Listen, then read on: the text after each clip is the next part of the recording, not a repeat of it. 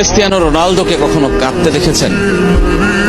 স্পেনের কাছে হারের পর নিজের ক্যারিয়ারের শেষ বিশ্বকাপ ম্যাচ খেলার পর কাঁদতে কাঁদতে মাঠ ছেড়েছেন CR7।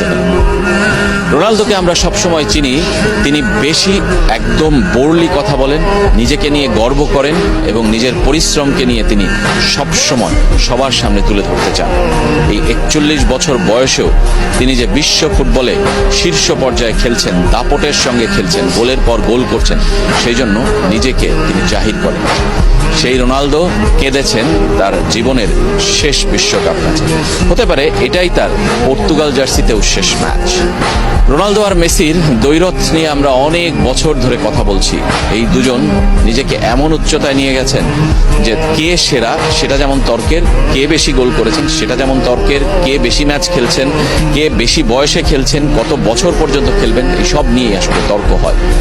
সেই রোনালদো থামলেন বিশ্বকাপে ট্রফি ছাড়াই, ট্রফি শূন্যভাবে।